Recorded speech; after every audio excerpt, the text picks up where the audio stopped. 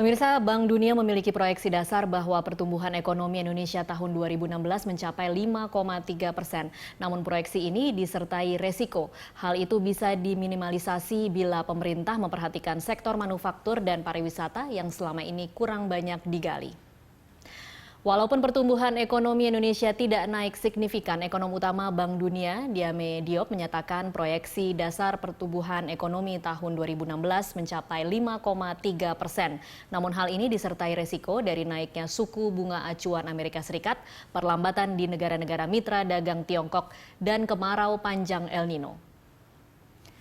Di samping itu, Diop mengungkapkan prediksi kenaikan pertumbuhan ekonomi tahun depan bergantung pada implementasi yang efektif dari paket-paket ekonomi yang dikeluarkan dan langkah pemerintah dalam pembelanjaan infrastruktur.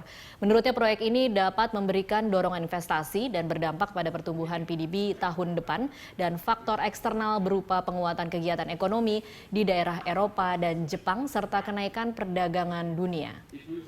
Bank Dunia juga memprediksi pertumbuhan ekonomi Indonesia tahun 2015 sebesar 4,7% dikarenakan faktor melemahnya ekonomi global, rendahnya komoditas, dan melemahnya industri swasta, depresiasi nilai tukar, serta melambatnya pertumbuhan investasi tetap maupun konsumsi domestik di tahun 2015.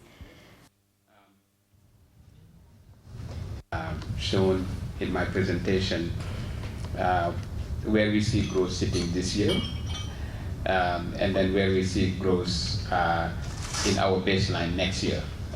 So next year we are expecting growth to pick up to 5.3%,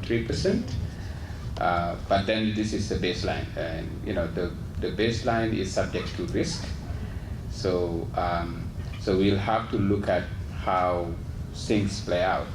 In particular, those risks that I mentioned in the presentation, and see whether how we revise. We'll have to revise those growth forecasts or not.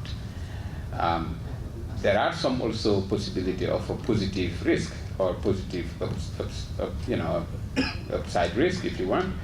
If, for example, the policy package has a big impact, positive impact, it could also affect that baseline forecast.